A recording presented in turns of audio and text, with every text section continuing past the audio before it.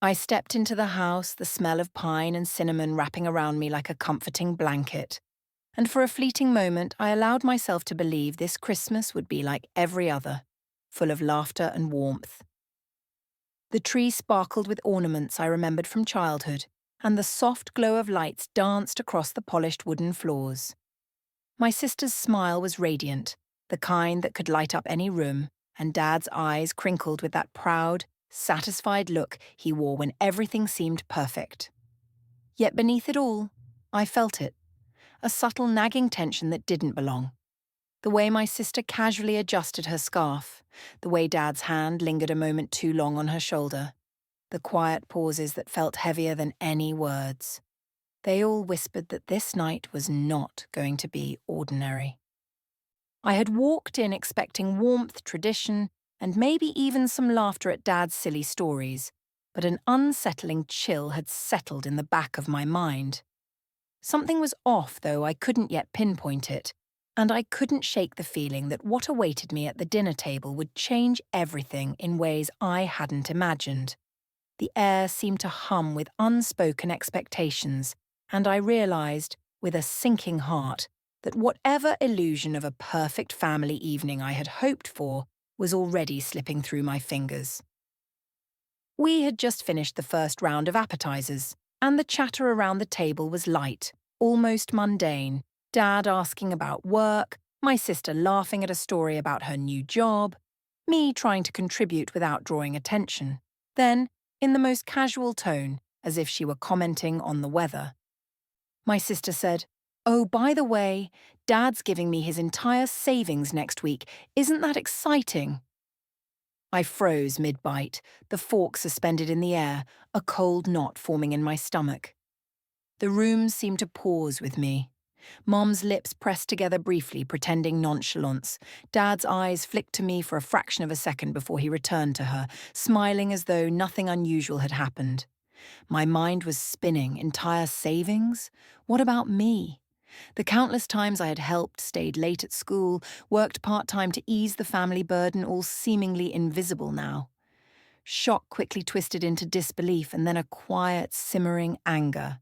I could feel my heart racing, a mix of betrayal and humiliation. How could they treat me like I didn't even exist when my sister, with her constant charm and effortless presence, was being rewarded for simply existing? I wanted to speak, to demand an explanation, but the words lodged in my throat. "She's been responsible with money," Dad said, as if that justified everything, his voice calm and certain. "I think it's time she has what she deserves." Mom nodded in agreement, her eyes avoiding mine. "We just want to make sure she's set for the future," she added, soft but unwavering. I clenched my hands in my lap, fingernails pressing into my palms. The room's casual acceptance of this favoritism felt like a punch to the gut. Every ounce of fairness I had believed in, every memory of giving and sacrificing for this family, felt irrelevant. The silence stretched painfully long, punctuated only by the clinking of silverware and my sister's satisfied hum. I wanted to vanish, to escape this suffocating air of inequality, but at the same time, a spark ignited inside me, a quiet, insistent flame that whispered I wasn't going to stay invisible forever. They might act as if this was normal, as if my life didn't matter in comparison, but I could feel the wheels turning in my mind, plotting, analyzing, waiting. Something inside me refused to accept this as the end of my story, and in that tense, frozen moment, I realized that this Christmas would mark a beginning, not just for my sister's windfall, but for the reckoning I had yet to unleash. As the conversation at the table continued, I couldn't stop my mind from drifting back, replaying the countless times I had been overlooked. Birthdays where my presents were forgotten or handed late, smudged or broken, while my sister's parties were lavish, filled with friends and laughter. Achievements that should have earned praise, school awards, scholarships, promotions, were greeted with polite nods, a half-hearted "good job," or worse, dismissed entirely. Meanwhile, my sister's smallest accomplishments were celebrated like grand triumphs, complete with hugs, attention, and gifts that seemed to declare she was somehow more deserving of love and recognition than I was. I remembered nights I stayed up finishing projects, helping around the house, sacrificing my own free time, while my sister lounged, watched TV, and still received compliments for simply existing. Even socially, I was invisible. My successes quietly absorbed, my failures magnified. The contrast cut deep, sharper than any words my sister could ever speak aloud. I recalled the ache of family dinners where I sat quietly, observing my sister being praised for the simplest gestures. The time she received a scholarship, and the entire living room erupted in applause, while my own accolades barely warranted a glance. Every smile directed at her, every warm word of encouragement, was a reminder that my presence was merely tolerated, not celebrated. It wasn't just neglect. It was an emotional erasure. Public embarrassment, subtle exclusion, whispered comparisons. They built a silent history of loneliness and quiet humiliation. While my sister's life was seemingly gilded, mine was defined by effort unseen, kindness ignored, and an endless stream of small rejections that compounded into a gnawing ache I could never voice aloud. The unfairness was suffocating, yet it also fueled a growing clarity. I could see the pattern now. The systematic favoritism that had dictated our family dynamics for years. I wasn't imagining it. It was real, undeniable, and painfully etched into the way we lived. And as the laughter and chatter from the present swirled around me, I realized this wasn't just a Christmas injustice, it was a lifetime of being overlooked, and I was finally starting to notice. The memory of all those moments, the ignored birthdays, the unnoticed effort, the invisible sacrifices, stung sharply, but beneath the pain, a quiet resolve began to grow. I would not remain invisible. I would find a way to ensure they understood, once and for all, that I mattered just as much as anyone else in that room. I forced a smile, the kind that felt stiff in my cheeks, and nodded as my sister continued to chatter about her upcoming plans with Dad's money. "That's wonderful," I said softly, careful not to let any tremor of anger slip through. Inside my mind was a storm, every word they exchanged layering fuel onto a fire I couldn't yet unleash. I laughed when necessary, nodded when prompted, and kept my voice. Calm, measured, polite, but every gesture was a mask, hiding the rage and hurt that simmered beneath. They had no idea the thoughts racing through my head, no clue that I was cataloguing every slight, every ignored achievement, every time my contributions had been brushed aside. I replayed conversations, gifts, and favours long forgotten, each one adding to a quiet list of grievances. I could feel the sting of FOMO, the bitter awareness that they treated me as if I didn't exist, as if my dreams, my hard work, and my loyalty were meaningless compared to my sister's effortless charm. They think I'll stay small forever, I thought, a cold determination settling in. They think I'll never claim what's mine, never rise above their favoritism or their blind admiration for her. But they're wrong. My mind raced with subtle plans, small moves that would go unnoticed at first, like seeds planted in silence, waiting for the perfect moment to bloom into something undeniable. As the conversation continued, I carefully gauged reactions, testing the water for the slightest crack in their armor of certainty. Each joke I tolerated, each compliment I offered my sister, was a calculated step, a way to remain under their radar while building momentum. The polite masks were necessary for now, but behind them, a storm was gathering, and they had no idea it was coming.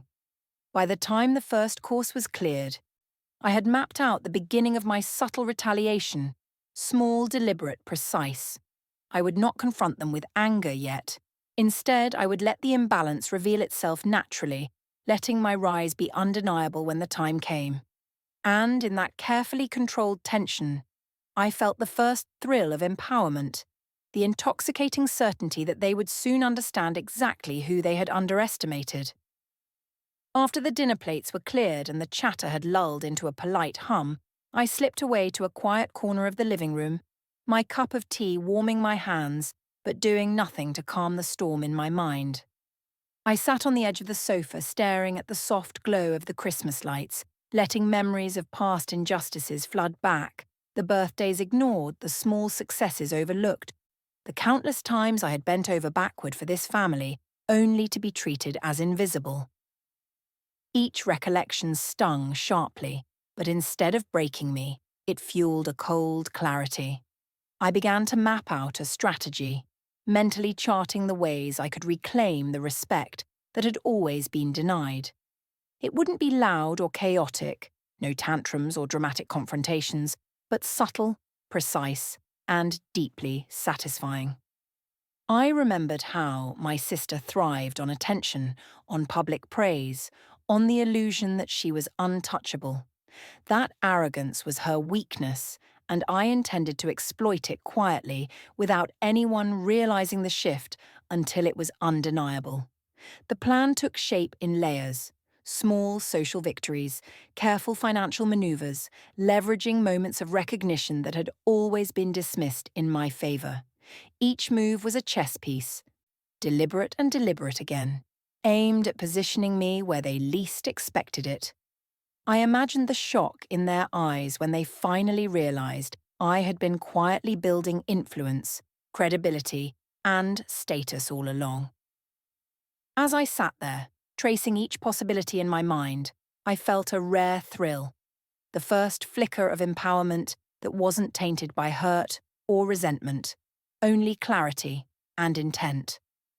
I could almost see the scene in my mind's eye, my family's disbelief, their discomfort, as the tables quietly but unmistakably turned.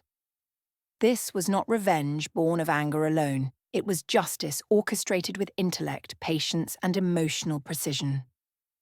By the time I returned to the living room, the first seeds of subtle reversal were planted. My posture, my smile, and even my measured words carried a new confidence they had never seen before. The evening felt different, heavier somehow, charged with possibilities. I knew that this was only the beginning, the moment where invisibility would start to crumble and my time to rise had quietly arrived. Over the next few days, I slipped into a rhythm of quiet, calculated actions, each designed to chip away at the invisible ceiling my family had imposed over me. At work, I volunteered for projects I knew would attract attention from higher-ups, completing them with precision and grace that left my colleagues impressed. When a client complimented my initiative, I accepted their praise with a polite smile, careful to keep it understated, but inside, satisfaction burned. Small victories began stacking, each one a subtle declaration that I was no longer someone to be overlooked. Socially, I began reconnecting with friends who had drifted away over the years.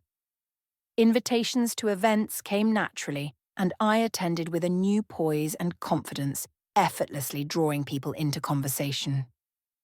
Friends whispered compliments about my achievements, not realizing my growing influence in networks my family considered inconsequential.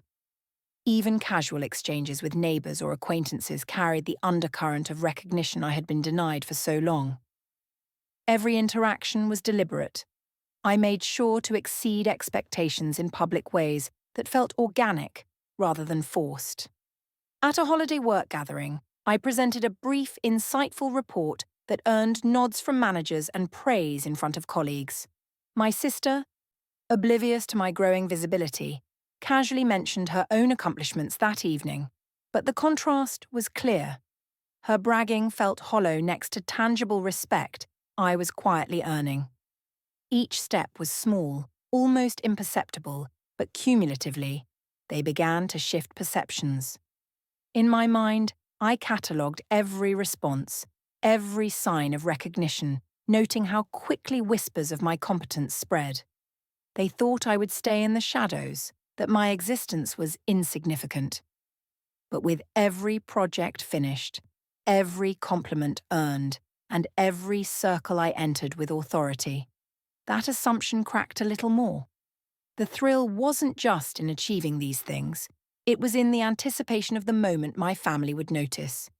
Every casual comment I made, every subtle display of skill or recognition, was a carefully placed piece in a puzzle that only I could see fully.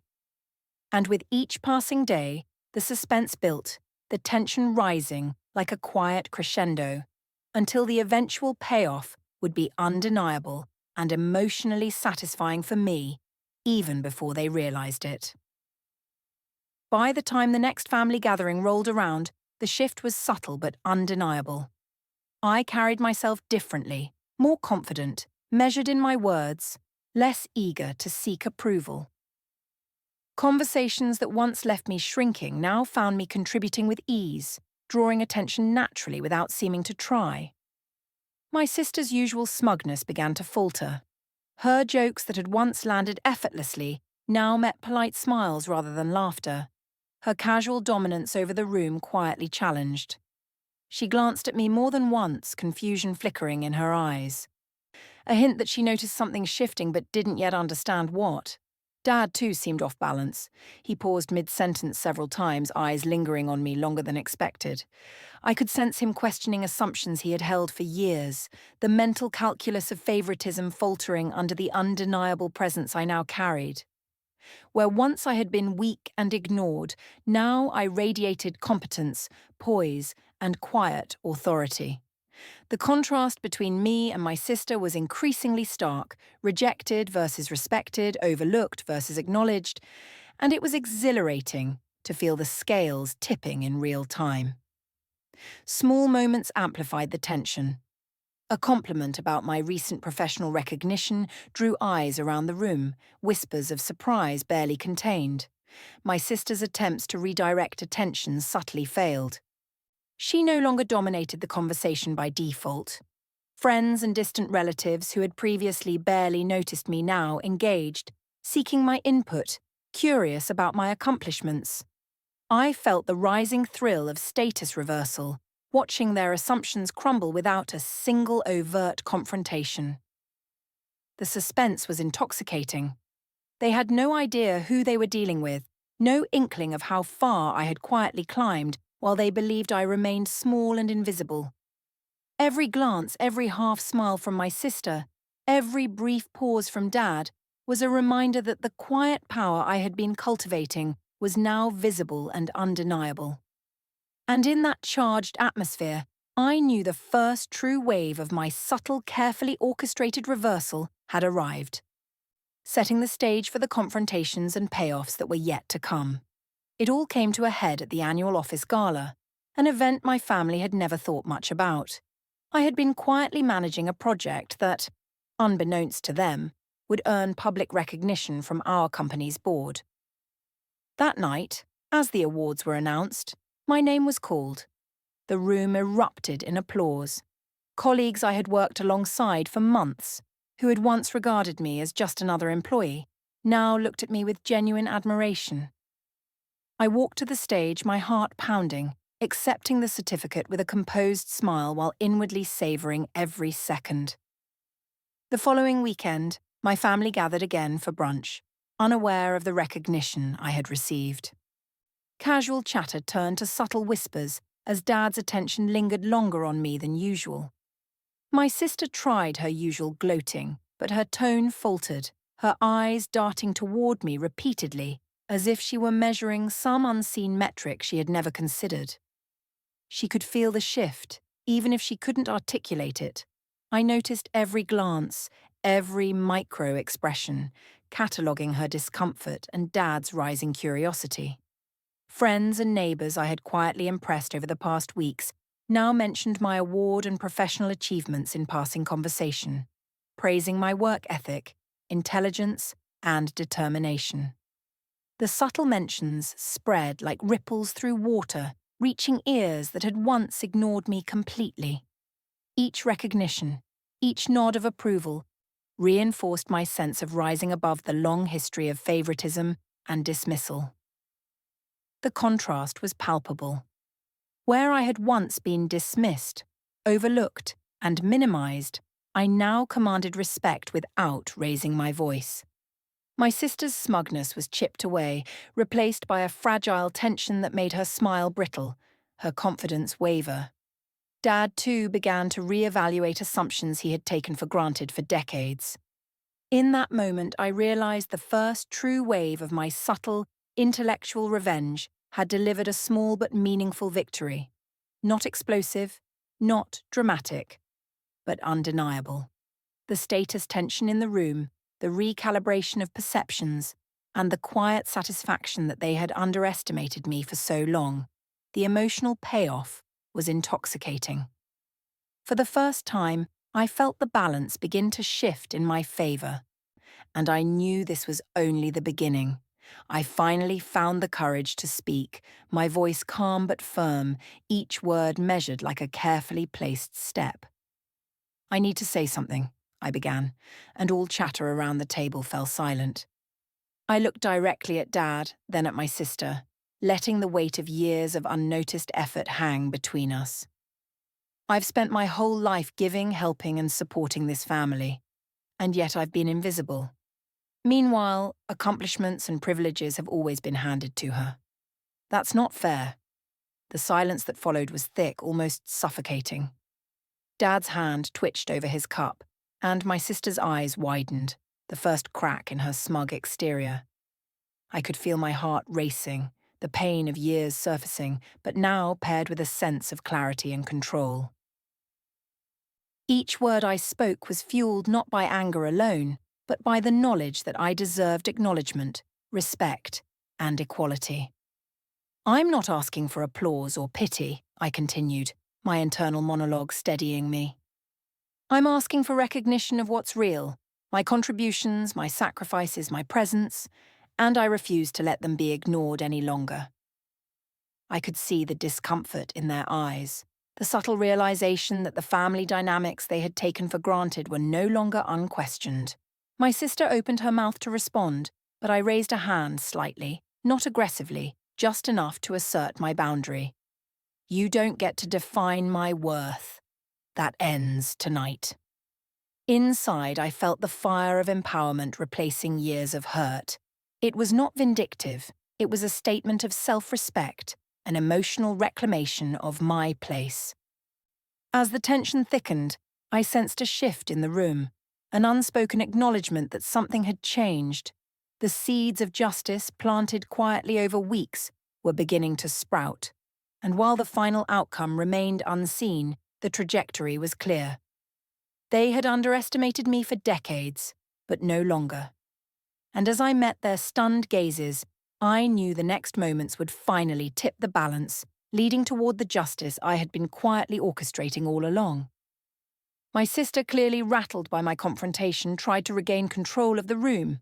She laughed, a sharp, forced sound, and said, "Oh, don't be so dramatic, it's just money and Dad's just being generous. You always make everything about yourself." Her words, meant to belittle me, barely landed. I could see the flicker of panic in her eyes as she realized her usual tactics, sarcasm, condescension, and smug confidence, no longer worked. I let her speak, nodding politely, my mind working quickly. I had anticipated this moment.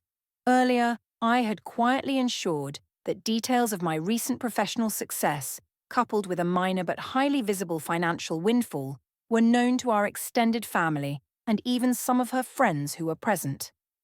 As she attempted to assert dominance, I casually mentioned an investment I had made, one that had unexpectedly doubled in value. "Funny," I said lightly. "I just finalized a deal today that completely covers that loan Dad was considering giving you." The room froze. Heads turned. My sister's jaw tightened and her voice faltered. Her attempt to minimize me backfired spectacularly, exposing not only her own arrogance, but also her ignorance of my quiet, methodical rise. Even Dad blinked, caught between pride and disbelief, as the contrast between my achievements and my sister's assumptions became undeniable. Friends, relatives, and even neighbors who had gathered for the family brunch whispered among themselves. Murmurs of admiration and surprise floated through the room. My sister's usual dominance, the aura she relied upon, shattered in the face of facts she hadn't seen coming. It was a subtle but public reversal. My rise, achieved quietly and intelligently, now eclipsed her moment of smug triumph. The thrill wasn't just in proving her wrong, it was the satisfaction of karma unfolding. Every slight, every ignored effort from years past had culminated in a reversal that was emotionally and socially undeniable. The room's energy shifted, validation rippling outward as my family and acquaintances recognized the tables had turned.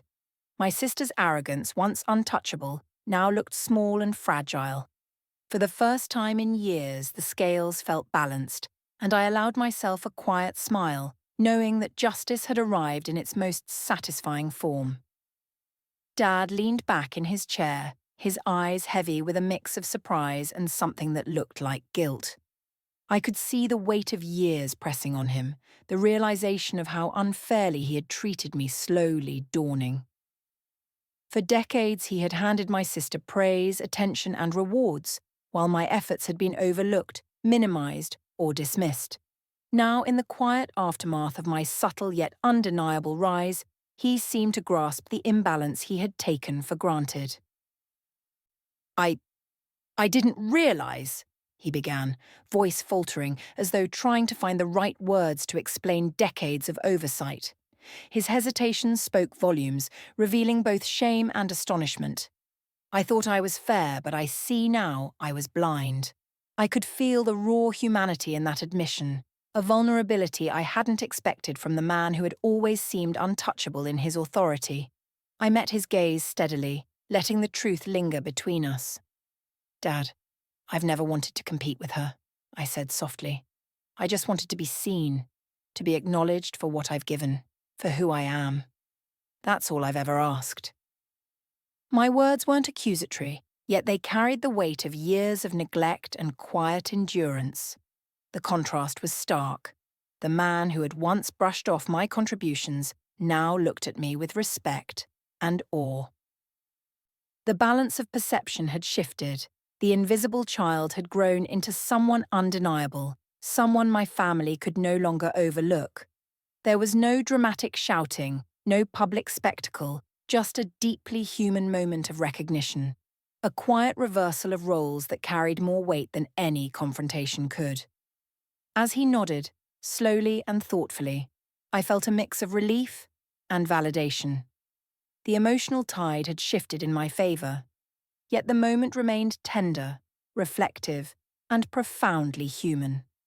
Finally, the acknowledgement I had longed for arrived, not as an empty gesture, but as a genuine understanding of the unfairness I had endured, and the strength I had quietly cultivated in spite of it.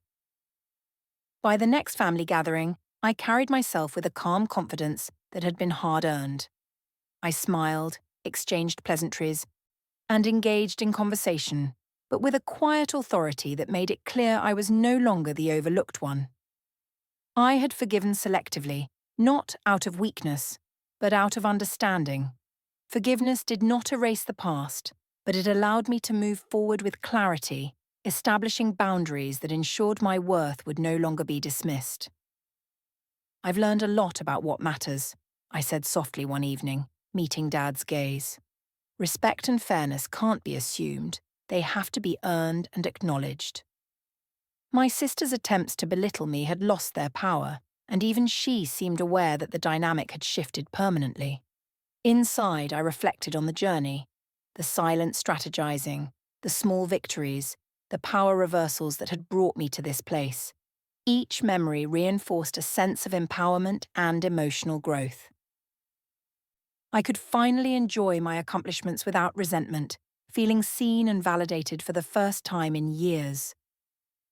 The room seemed lighter, the tension eased by the unspoken recognition that I was no longer invisible. Conversations flowed naturally, laughter returned, and yet there was a subtle undercurrent of respect I had never felt before. I had reclaimed my status, quietly but undeniably, and that realization filled me with a deep, satisfying catharsis.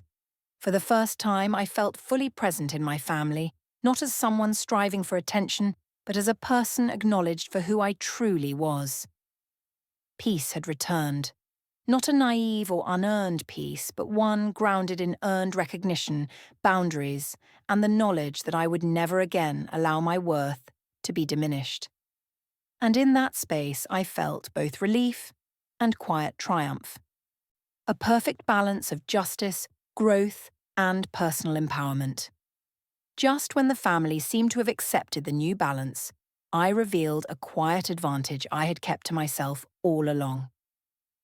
With a calm smile, I mentioned a long-term investment Dad had once suggested I explore years ago, one I had discreetly nurtured and grown. The returns were far beyond anyone's expectations, quietly positioning me in a financial place my sister could never have anticipated. The subtle reveal wasn't boastful, it was matter of fact, letting the facts speak louder than any words could. The room froze.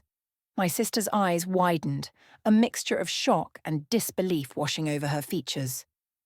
Dad's mouth opened slightly as if trying to grasp the reality of what I had quietly built while everyone assumed I was insignificant. Even extended family leaned in, murmuring quietly, realizing the power shift was now complete and that I had orchestrated it without overt confrontation or drama. The twist was small but devastatingly effective, proof that patience, subtlety, and strategy could surpass loud theatrics and entitlement. In that controlled, satisfying moment, I felt an intoxicating mix of triumph and closure. Years of invisibility, neglect, and favoritism had been quietly upended, leaving my family to reassess everything they thought they knew about me. For me, it wasn't about rubbing it in.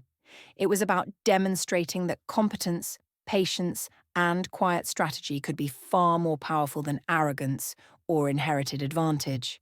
The room's astonishment was undeniable, and the emotional satisfaction for me was complete. I had reclaimed not only respect but also a secret edge that left them astonished and me quietly victorious. As the holidays drew to a close, I found a quiet moment to reflect on everything that had unfolded. The journey from being overlooked to quietly claiming my place had been painful, but it had also been enlightening. I realized that family dynamics, no matter how deeply entrenched, could be shifted with patience, intelligence, and unwavering self-respect. The injustices I had endured, ignored achievements, favoritism, and silent humiliation, had taught me not bitterness, but clarity. I had learned the value of subtle power, the importance of boundaries, and the strength in remaining true to oneself even when others fail to see your worth. Looking at my sister, Dad, and the rest of the family, I felt a quiet satisfaction. The scales had been balanced, justice delivered, not through confrontation alone, but through thoughtful action, persistence, and a calm assertion of my value. Karma, in its quiet, patient way, had revealed itself, and I had been the orchestrator turning years of neglect into lessons for everyone present. There was empowerment in knowing I could assert myself without resorting to anger, in reclaiming recognition that had always been mine, and in establishing my worth firmly and respectfully. At the same time, I felt a twinge of bittersweetness. The journey had required enduring pain, and the family bonds would never return to the naive simplicity of the past. Yet the emotional closure was real, and the catharsis undeniable. As I reflected, I understood that this story wasn't just about me. It was about anyone who had ever been overlooked, underestimated, or dismissed. It was a reminder that patience, self-respect, and quiet strategy could lead to justice, recognition, and emotional empowerment. And in that understanding, I felt complete, both fulfilled and at peace, knowing that I had claimed my place, quietly but undeniably, in the family and in life.